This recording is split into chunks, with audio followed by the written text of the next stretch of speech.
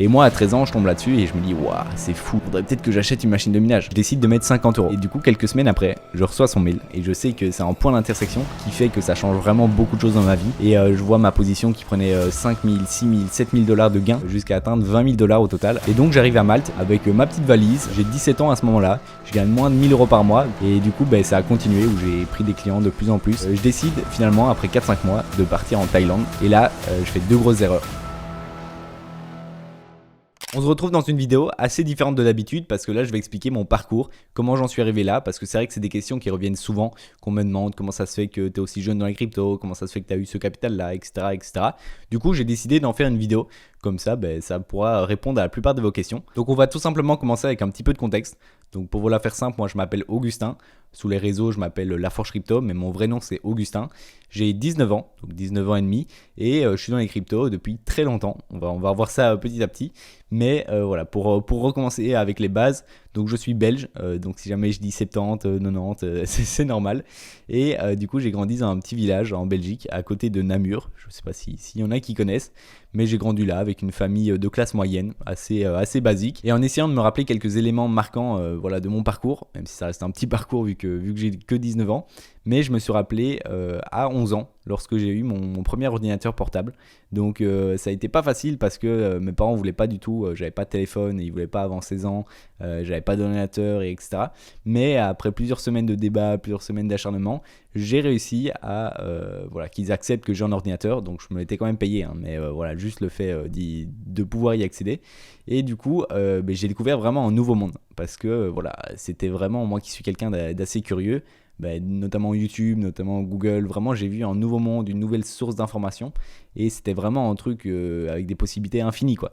Du coup voilà, YouTube ça a été vraiment dès 11 ans jusqu'à maintenant, c'est vraiment un réseau que j'ai beaucoup regardé, sûrement que vous aussi si vous regardez cette vidéo, mais voilà, j'ai vraiment, je me suis beaucoup renseigné et comme je vous l'ai dit, étant quelqu'un de curieux, j'allais sur différentes thématiques. Et c'est 2 ans plus tard, lorsque j'avais 13 ans, que je suis tombé sur des vidéos de crypto. Donc à 13 ans, je tombe sur une vidéo d'Asher qui parlait du minage. Donc je suis rentré par cette entrée-là, qui est le minage de crypto. Donc c'est pas si courant que ça, mais vers cette époque-là, en 2018, il y avait quand même pas mal de hype autour de cette narrative. Et du coup, le minage de crypto, pour ceux qui ne sauraient pas ce que c'est simplement le fait d'acheter une machine. Donc avec souvent, il y a plusieurs cartes graphiques, ou enfin bref, c'est du matériel qui est différent, mais c'est comme si c'était des gros ordinateurs qui vont tourner 24 heures sur 24 pour faire des calculs. Et ces calculs, ils vont aider à sécuriser la blockchain. Donc en gros, voilà, pour qu'une transaction s'effectue d'une personne A vers une personne B. Et en échange de ça, tu vas recevoir une petite récompense. C'est-à-dire que le but des machines de minage, c'est de miner toute la journée, donc de dépenser de l'électricité parce que c'est des machines qui consomment assez fort. Et en échange, tu vas recevoir une récompense, ce qui va te permettre d'avoir une certaine rentabilité. Et du coup, moi, je découvre cette vidéo-là parce que, notamment à ce moment-là, Asher, il venait de lancer sa société Just Mining, où le but, il était assez simple. C'était en fait de permettre le minage de crypto aux particuliers. Donc en fait, une machine de minage, c'est souvent plein de cartes graphiques, comme je vous le disais avant, c'est un gros PC. Et c'est pas toujours simple pour un particulier de la construire, de la configurer, etc. Et du coup, Just Mining, ce qu'ils mettaient, c'est qu'ils construisaient les machines dans leur usine et ensuite ils les envoyaient aux particuliers qui n'avaient plus qu'à la brancher chez eux. Donc tu recevais ta machine, tu la branchais, tu mettais peut-être ton adresse de réception et c'est tout. Du coup, c'était une méthode qui était vraiment assez simple pour n'importe qui. Et moi, à 13 ans, je tombe là-dessus et je me dis, waouh, c'est fou, genre. On peut faire des calculs de rentabilité, regarder le coût de l'électricité, le coût de la machine. Et chaque jour, il y a une machine qui va te faire du cash. Si tu fais bien tes calculs et tout, tu vas être rentable. Et moi, à 13 ans, je vois ça et je me dis, waouh, c'est une dinguerie. Vraiment, c'est un monde qui est trop bien. Et du coup, je continue à me renseigner. Je regarde un petit peu tout ça, je regarde d'autres vidéos. Jusqu'au moment où je me dis, faudrait peut-être que j'achète une machine de minage. J'avais fait mes petits calculs de rentabilité. À mon avis, ils étaient pas corrects à 100%. Mais j'avais 13 ans, donc voilà. Et du coup, je vois cette machine sur le site Just Mining, parce que je n'avais pas construit ma machine tout seul. Je voulais prendre quand même un truc qui était assez simple. Et je vois cette machine qui était l'Extra Bob. C'était une machine qui était à 3 000 €. Et j'ai 13 ans, donc j'ai pas du tout 3 000 €, j'ai pas le capital. Mais je décide pendant une semaine de faire un petit PowerPoint sur mon ordi pour le montrer à mes parents et espérer qu'ils disent oui. Du coup, je descends. C'était un samedi soir, je descends dans le salon et je leur dis j'ai quelque chose à vous présenter. Et du coup, là, je mets mon PowerPoint sur la TV et je commence à leur expliquer, leur montrer des calculs de rentabilité, voilà, le prix de la machine, les cryptos qu'elle mine, bref, je fais un petit peu tout un exposé là-dessus. D'ailleurs, j'ai retrouvé le PowerPoint il n'y a pas longtemps. Je vous mettrai peut-être quelques slides à l'écran. Et à la fin de mon PowerPoint, eh bien, j'ai la réponse de mes parents. Enfin bon, j'ai dû attendre quelques jours encore après, mais la réponse était non. C'était un échec. Mais franchement, je comprends totalement. J'avais 13 ans. Tu vas pas prêter 3000 euros à ton gosse pour une machine qui génère de l'argent tout seul. Bref, ils n'avaient pas trop compris le principe. Et je pense que c'est totalement normal. Du coup, même si ça reste un échec, je continue à m'informer. Je délaisse un peu cette partie minage, même si j'avais envoyé plusieurs mails à Asher, des mails même au... C'était pas moi, c'était mon papa parce que je m'étais un peu renseigné avec lui sur parce qu'il se demandait au niveau de l'imposition quand tu fais du minage de crypto et tout. Bref, on avait été un peu loin dans le truc. Mais au final, j'abandonne un peu ce truc-là et je me dirige plus vers les cryptos. Donc juste les cryptos, l'achat, l'investissement quoi. Et du coup je continue à bien me renseigner, je regarde pas mal de vidéos etc. Et puis je décide d'acheter mes premières cryptos. Et je me souviens encore très bien, c'était à l'arrêt de bus en 2018. Donc je venais de regarder une vidéo de CMA. Peut-être qu'il y en a qui connaissent, il fait de l'analyse de vagues d'Elliott. Et même s'il est parfois critiqué, il a fait rentrer tellement de gens dans les cryptos que franchement, merci à lui, sinon j'en serais sûrement pas là. Et du coup, je regarde sa vidéo et je décide de mettre 50 euros. Donc d'investir 50 euros sur le BTC. On est en 2018, je suis mineur, donc je peux clairement pas investir. Et du coup, je décide d'investir sur l'application Revolut avec l'identité de ma mère. Donc ne faites pas ça, mais à ce moment-là j'avais pas d'autre choix et ça faisait quand même déjà quelques mois que je m'enseignais et tout et j'avais envie de mettre le pied vraiment dedans et de commencer à investir. Du coup je commence à mettre 50 euros et puis par la suite je mettais des petites sommes, même si j'avais 13 ans donc j'avais pas de capital, mais voilà c'était de l'argent reçu aux anniversaires, aux communions, bref voilà, il y avait sûrement quelques centaines d'euros à la fin, mais c'était rien de ouf. Mais à côté de ça je continuais à pas mal me renseigner, notamment beaucoup sur des vidéos YouTube. Et donc on passe dans une période un peu creuse, je dirais de mes 13 ans jusqu'à mes 15-16 ans, où je m'intéresse, mais voilà, on n'est pas dans une période qui est super bullish, on est dans le bear market, on commence tout doucement à remonter. Mais comme je vous l'ai dit, j'essaie vraiment d'accumuler le maximum de compétences et je regarde notamment des vidéos de Crypto Future. Donc à ce moment-là, il faisait des vidéos quotidiennes, donc une vidéo par jour où il montrait un peu le marché, les news, etc. Et je regardais pas mal ces vidéos et je vois qu'il recherche un monteur. Donc à ce moment-là, j'avais environ 16 ans, donc c'était 3 ans après ma première découverte des cryptos. Et moi qui ai quelques compétences en montage, bon rien de vraiment fou, hein, mais c'est juste j'avais fait déjà quelques petits montages pour mes voyages perso, en famille, des trucs comme ça. Et du coup je me dis il faut vraiment que je tente ma chance parce que ça peut être vraiment quelque chose qui change complètement la direction de ta vie. Et donc je fais un montage, je prends, en fait c'était pas pour sa chaîne principale, c'était pour des rediffusions de live. Il faisait des lives plusieurs fois par semaine et le but c'était de reprendre des extraits et les mettre dans une vidéo un petit peu compilation sur YouTube. Et du coup je prends un de ces anciens lives, je le monte, je prends vraiment beaucoup de temps, je monte ça sur Filmora en plus qui est un logiciel qui est vraiment pas super adapté, mais vu que j'avais pas de connaissances et pas trop de compétences, j'avais fait sur ça. Et du coup je termine le montage, je lui envoie, je vous mettrai peut-être quelques vidéos si je les retrouve. Et du coup quelques semaines après, je reçois son mail qui me dit ok c'est bon mec, t'es pris, t'es monteur. Et là, je me dis, ouais, c'est une dinguerie. Parce que là, quand je reçois cette décision, je vois vraiment un arbre de décision et je sais que c'est un point d'intersection qui fait que ça change vraiment beaucoup de choses dans ma vie. Notamment, je serais clairement pas là s'il m'avait pas répondu positivement. Alors oui, bien sûr, c'est moi qui ai fait les démarches et tout. Mais quand même, Crypto Future a été vraiment une aide de fou dans mon parcours.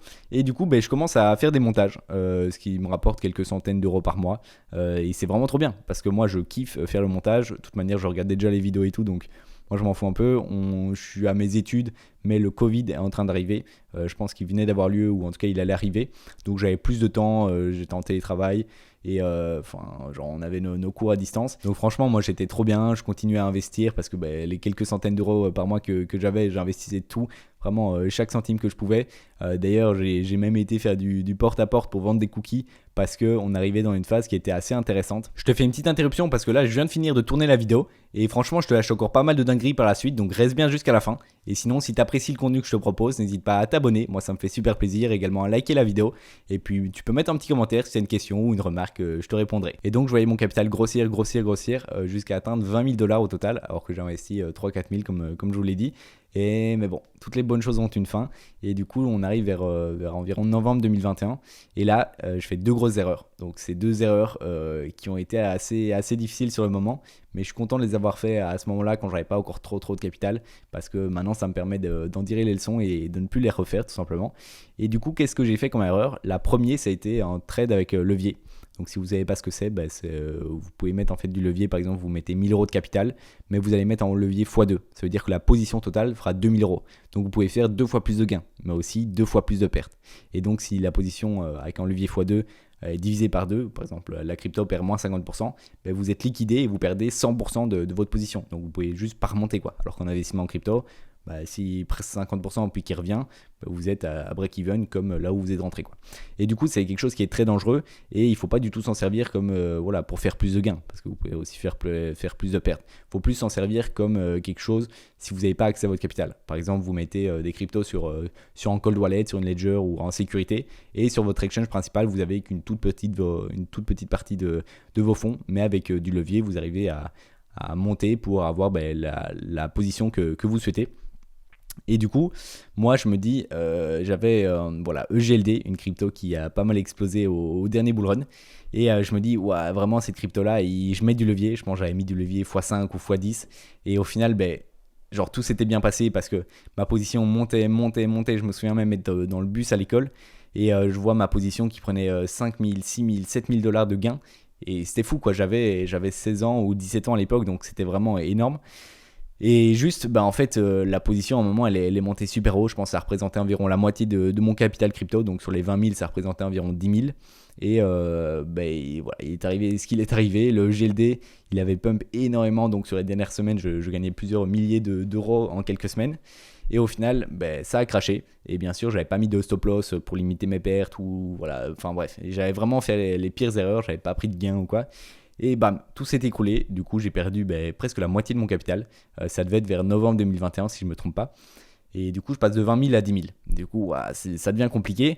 Mais je me dis, j'ai encore 10 000. Et à ce moment-là, je me dis, le bull run, il n'est pas du tout fini. Ça va encore continuer et tout. Bref. Si vous avez déjà vécu ces phases-là, je pense que vous savez ce que c'est. Et du coup, je me dis, il me reste 10 000, je vais me refaire, ça va aller. Sauf que quelques semaines plus tard, arrive la deuxième erreur, qui a été tout simplement une erreur de sécurité.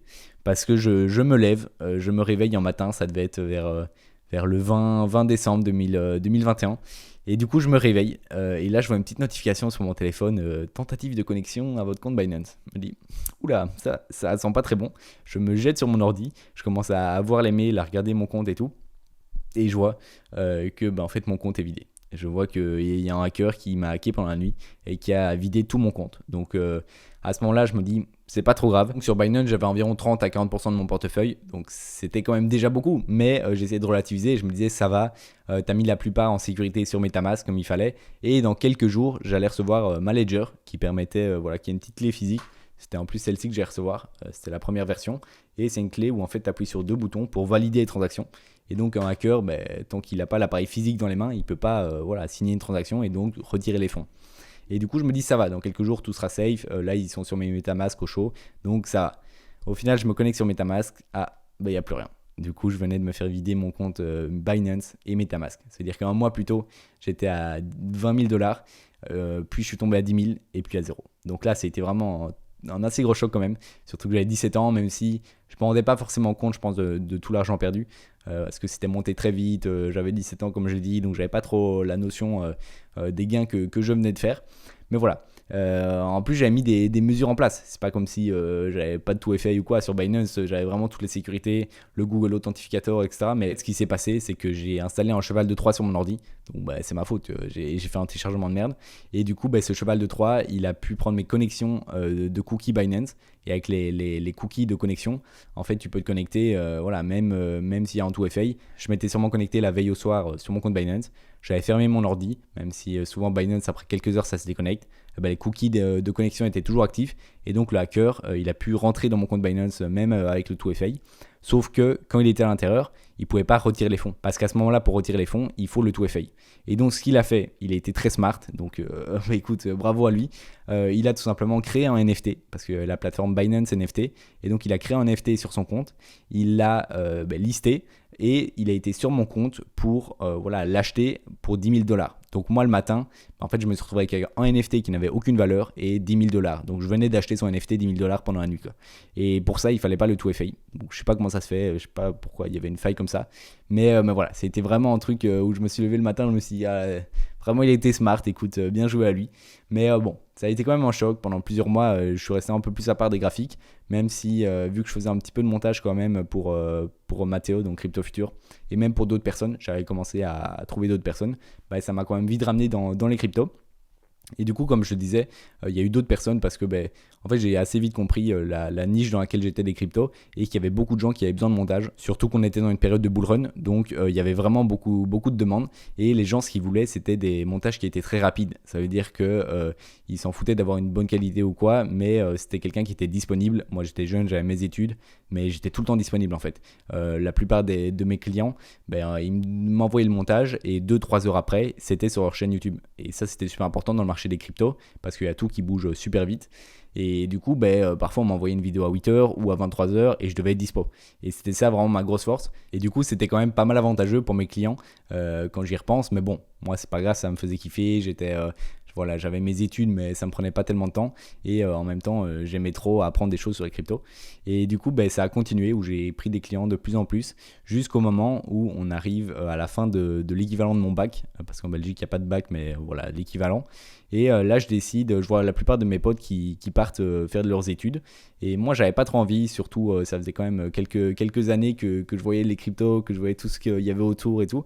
Et j'avais envie de faire quelque chose de différent.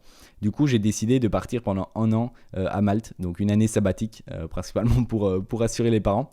Et du coup, je vais un an là-bas, à savoir que quand j'y vais, donc je prends mon billet d'avion et tout, un peu sur un coup de tête. Je savais qu'il y avait deux clients qui étaient là-bas à moi, et du coup, je voyais que ça allait m'ouvrir des portes. Dans tous les cas, je me disais que c'était une bonne expérience à faire. Et donc j'arrive à Malte vers août 2022 avec ma petite valise. J'ai 17 ans à ce moment-là. Je gagne moins de 1 000 € par mois parce que en fait pour l'instant je me limitais beaucoup en termes de montage parce que j'avais mes études. Donc même si j'étais assez libre et tout, j'étais quand même assez limité. Mais là vu que j'ai plus mes études et que je me lance un an et que je me dis vas-y il faut que je fasse le max de trucs possible, je commence à m'ouvrir à beaucoup plus de clients. Donc il y a eu Captain Trading, il y a eu David Road to Millions, il y a eu qui d'autre? Il y a eu Carlita Crypto, Audrey GHN, bref, il y en a eu plein, je ne vais pas tous vous les citer, mais vraiment à un moment je bossais presque pour tout le crypto FR et du coup je faisais du montage et tout.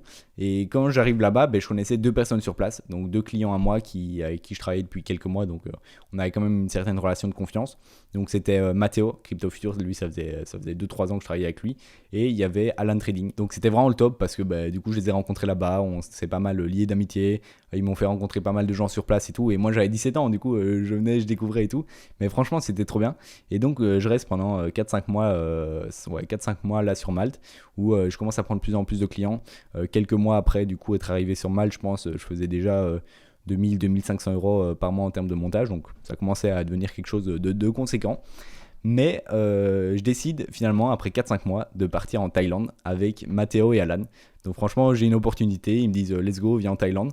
Donc je me dis c'est parti. Normalement je devais rester un an à Malte, mais là après 4-5 mois, 4-5 mois, je décide de partir. Et du coup, j'arrive en Thaïlande sur une petite île, donc ça s'appelle Koh Samui, peut-être qu'il y en a qui connaissent.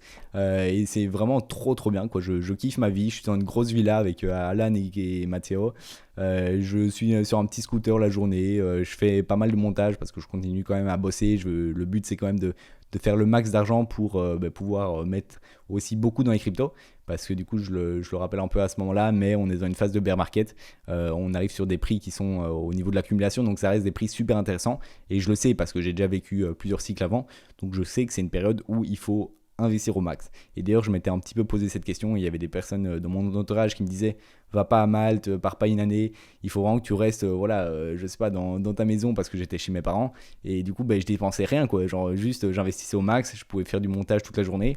Et non, j'ai pas pris ce choix-là, même si j'aurais peut-être pu investir un peu plus. J'ai décidé de sortir un peu de ma zone de confort. Et au final, je pense que ça a été un choix très rentable parce que ça m'a permis de débloquer certains trucs et faire beaucoup plus de chiffres par la suite. Et donc je reviens un petit peu sur l'histoire. Donc là on en est en Thaïlande et je continue du coup de charbonner au maximum pour investir le plus possible. Surtout que j'investissais beaucoup dans le Bitcoin parce que un de mes objectifs c'était d'avoir un Bitcoin complet. Et du coup, à ce moment-là, je crois que je dois faire vers les 3000, 3005, peut-être 4000 par mois tout juste. Mais voilà, ça devenait vraiment des revenus qui étaient vraiment, vraiment bien parce que j'arrivais à structurer et vraiment avoir des clients qui me payaient bien. Et puis aussi, je travaillais beaucoup. Faut pas se mentir, je travaillais énormément. Mais ça m'allait carrément. Surtout qu'à côté, j'investissais au max et que je suis arrivé à mon objectif d'un BTC. Donc ça, c'était trop cool. Surtout que mon BTC, j'ai eu aux alentours, une moyenne d'achat vers les 20-25 000. 25 000, je pense, c'était. Et ce qui est vraiment pas mal. Surtout quand on voit le BTC aujourd'hui. Mais à cette époque, j'avais pas mal rechargé en dessous des 20K, aussi au-dessus, puisque ma moyenne est à 25. Mais dès qu'on a dépassé environ les 30 000 sur BTC, j'ai très très très peu investi, que ce soit sur BTC ou d'autres cryptos. Et le BTC qui a surperformé l'ensemble des cryptos, ce qui est assez normal. J'en parle beaucoup dans mes vidéos, notamment cette vidéo. Le déversement de liquidité, je te la mets en fiche si jamais. Mais voilà, c'est toujours le BTC qui va surperformer l'ensemble des cryptos au début des cycles. Et c'est pour ça que j'investissais uniquement dans BTC. Et on a pu le voir, c'est le BTC qui a surperformé l'ensemble des cryptos durant la première phase de cycle. À part bien sûr quelques cryptos comme Solana ou je sais pas, Tao peut-être, quelques exceptions. Mais si on regarde l'ensemble du marché, eh bien c'est BTC qui a surperformé. Du coup, j'ai fait quand même beaucoup de gains durant la première phase de ce cycle. Et du coup, après ce voyage en Thaïlande, je reviens en Belgique. Et là, je décide de continuer à charbonner. Donc mes revenus augmentent quand même pas mal. Je pense que j'arrive vers les 5000 par mois. Et je continue de stocker parce qu'à ce moment-là, j'investissais plus trop comme je vous l'ai dit. Mais voilà, je voyais mon portefeuille qui commençait vraiment à bien grossir. Et on en arrive vers janvier 2024, donc début de cette année, où je me dis pourquoi pas lancer mes réseaux parce que tout simplement, j'ai quand même une expertise dans les cryptos. Ça fait 6 ans que je suis dans les cryptos maintenant et je peux partager pas mal de choses. J'ai quand même appris beaucoup de choses et je pense pouvoir donner de la valeur à travers des vidéos. Et du coup, je me dis, let's go, il faut que je me lance. Donc, je décide à faire une vidéo par semaine. Je fais aussi un short sur les réseaux. Et je tiens ce rythme. Donc, jusqu'à maintenant, j'ai plus ou moins tenu ce rythme.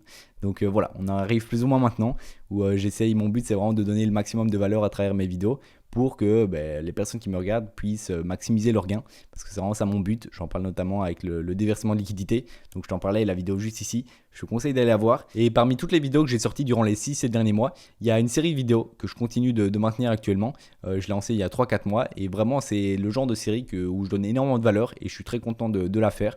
Où en fait, je vais montrer mon portefeuille global. Je vais montrer les cryptos que je suis en train d'acheter, les mouvements que je suis en train de faire. Tout simplement, vous montrer comment je gère mon capital. Et le but derrière tout ça, c'est d'arriver à 1 million d'euros de capital crypto. Donc on verra comment ça se passe, c'est un gros objectif, mais franchement je suis assez bien parti et je te mets la vidéo juste ici, c'est la dernière vidéo de la série et du coup tu pourras aller voir mon capital, les mouvements que je fais, etc. Bref, c'est une série où je donne vraiment plein de valeur et je pense que c'est vraiment full transparent quoi. Je montre tout, donc n'hésite pas à aller voir et puis mets un petit commentaire si jamais t'as bien aimé ce format, si jamais t'as des questions je te répondrai. En tout cas moi je te dis à la prochaine, ciao.